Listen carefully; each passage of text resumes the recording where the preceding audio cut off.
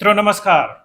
इस समय हमारे बिहार में होने वाले विधानसभा चुनाव के लिए माहौल गर्म किया जा रहा है। मतलब अपने पक्ष में कैसे लोगों को लामबंद किया जाए और अपने वोट को बचा कर रखा जाए, उसी का खेल चल रहा है। और यह खेल राजनीतिक दलों को अपना अस्तित्व बचाने के लिए, नए सिरे से बनाने के लिए या यूं कहें कुर्सी तक पहुंचने के लिए निरंतर करते रहना पड़ता है। वह भी जब चुनाव एकदम नज़दीक आ जाए, ऐसे में उनकी सक्रियता बहुत बढ़ जाती है और उसके लिए तमाम तरह की यात्राएं भी शुरू हो जाती हैं, जो लोकतंत्र और भारतीय परिस्थिति में अपनी राजनीति को बचाए रखने के लिए एक आवश्यक काम जैसा हो जाता है। अभी देखिए तमिलनाडु, असम, पश्चिम बंगाल में भी अगले साल चुनाव होने वाला है, जबकि बिहार में तो बस नवंबर में ही विधानसभा चुनाव का आगाज हो चुका है। ऐसे में अपने अपने समीकरणों को सही से साधने की निरंतर हमारे नेता कोशिश कर रहे हैं। अब राजनीति में जिस तरीके से गिरावट आ रही है, मतलब कौन सी बात कैसे कहनी चाहिए, इसकी जो समझ है वह कोई नई बात नहीं है, क्योंकि नेता हमारा कैसा है इससे काफ़ी हद तक तय होता है। एक होती है जब आप सत्ता में होते हैं और दूसरी परिस्थिति आपकी तब होती है जब आप विपक्ष में होते हैं। जब आप विपक्ष में होते हैं तब आपको धैर्य रखना होता है और अपने अस्त्र शस्त्र मतलब वाणी भाषा और अपने काम का बहुत संयमित तरीके से चयन करना पड़ता है कि वह जनता के बीच में किसी प्रकार का गलत मैसेज पहुंचाने का काम न करे, क्योंकि सेल्फ गोल करने की हमारी कुछ नेताओं की आदत रही है और वह अंतिम मौके पर कुछ ऐसी गलती कर जाते हैं कि फिर लेने के देने पड़ जाते हैं। ऐसे में सेल्फ गोल करने से तो बचना ही चाहिए। अब सोचिए आप किस पार्टी के कौन से नेता हैं, आप गाली गलौज करके बात करते हैं, तुम तड़ाक करके बात करते हैं, या फिर आप कैसा व्यवहार करते हैं। आजकल सोशल मीडिया का ज़माना है, तो आपके मैसेज, आपका बॉडी लैंग्वेज, आपका पहनावा, आप जो हरकतें करते हैं, सब कुछ कैमरे की नोटिस में रहता है। ऐसे में आपकी कोई भी गतिविधि आपसे बच नहीं सकती। आपसे मतलब जनता से। वह वहाँ तक पहुँचती है और आजकल 10-15 सेकंड के वीडियो भी खूब देखे जाते हैं। ऐसे में हमारे व्यवहार और हमारे तौर तरीकों के भी ढेर सारे रील बन जाते हैं और जब आप पब्लिक लाइफ में होते हैं, तब वहाँ आपकी ज़िम्मेदारी बहुत बढ़ जाती है और आप लगातार कैमरों की नज़र में बने रहते हैं। ऐसे में कोई भी गलती आपकी स्वीकार्य नहीं होगी या यूँ कहें क्षम्य नहीं होगी। आप सत्ता पक्ष से हों, विपक्ष से हों, कहीं से भी हों।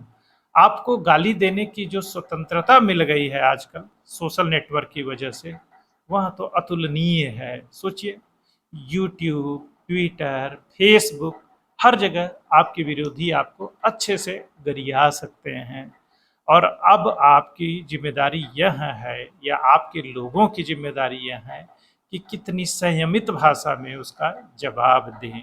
लोकतंत्र में अभिव्यक्ति की जो स्वतंत्रता होती है और हम जिस तरह के लोकतंत्र हैं या यूं कहें कि तकनीक का नया नया इस्तेमाल करना सीखे हैं और सटायर, मजाक, जोक को अभी हम सही से समझ भी नहीं पाते या यूं कहें अर्थ का अनर्थ हो जाता है और आलोचना कैसे करनी चाहिए, आलोचना को कैसे लेनी चाहिए, इस बात का भी बोध शायद हमें थोड़ा-सा कम है।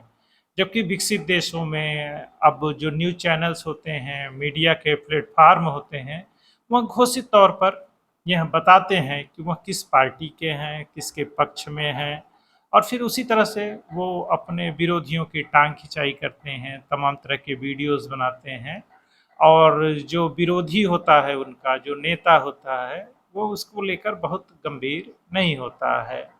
और तो और एक टाइम के बाद तो ऐसा हो जाता है कि जनता पर उसका प्रभाव भी नहीं पड़ता है। आपकी अभिव्यक्ति और भाषा कैसी है? आप कौन से मुद्दे उठा रहे हैं? क्या सच में उससे जनता प्रभावित हो रही है?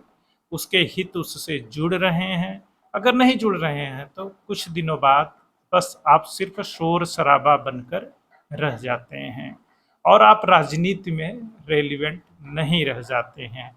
आप सत्ता पक्ष के हैं कि विपक्ष के हैं, आप कौन-सी बात कह रहे हैं, उसमें कितने तथ्य, तर्क हैं, इसका आकलन आप खुद कर सकते हैं। क्योंकि जो बात आप कह रहे होते हैं, कुछ दिनों बाद आप खुद उसके साथ खड़े नहीं रह पाते हैं। ज़्यादातर मुद्दों पर हमारे राहुल बाबा और दूसरे तमाम विरोधी नेताओं की लगभग स्थिति ऐसी ही है। अब भाजपा को दूसरी तरफ देखिए तो उनका जो थिंक टैंक है, वह काफ़ी मज़बूत है और वह धीरे-धीरे एक माहौल बनाते हैं। जब वो 2 सदस्यों की पार्टी हुआ करती थी या यूँ कहें सत्ता में नहीं हुआ करते थे, तब भी वैचारिक स्तर पर वह बेहतर ढंग से अपनी बात रखा करते थे। जबकि कांग्रेस और दूसरे दल जो अभी ज़्यादा समय नहीं हुआ है सत्ता से बाहर हुए, सोचिए 10 से 11 साल जो केंद्र की राजनीति थी या मुख्य सत्ताधारी दल के रूप में वो थे, उससे बाहर हैं। लेकिन जो छटपटाहट है, घबराहट है और धैर्य की कमी, वो साफ दिखाई पड़ती है। आपको कुछ साल धैर्य रखना पड़ेगा और अपने वैचारिकी को मजबूत करनी पड़ेगी। एक बात और है, कांग्रेस कभी कम्युनिस्ट पार्टी नहीं बन सकती है। इस बात को भी समझने की आवश्यकता है। कांग्रेस वामपंथी नहीं हो सकते, मतलब कांग्रेसी वामपंथी नहीं हो सकते हैं। तो आपके थिंक टैंक में कौन लोग हैं, इस पर थोड़ा-सा विचार करिए। भारत की परंपरा, संस्कृति और कांग्रेस की जो मूल राजनीति थी, उसकी तरफ लौटने की आवश्यकता है। और फिर राजनीति में तो बहुत सारी चीज़ें होती रहती हैं। पहले भी भाषा पर नियंत्रण नहीं रखे जाते थे और अति उत्साह में अब भी लोग उस तरह की गलतियां करते रहते हैं, जिससे हमें बचने की आवश्यकता है। और यह हमारे शीर्ष नेतृत्व की जिम्मेदारी है कि वह अपने नेताओं को अपने मूल काम से भटकने न दे। इसी नसीहत और सुझाव के साथ जय हिंद, जय भारत, वंदे मातरम।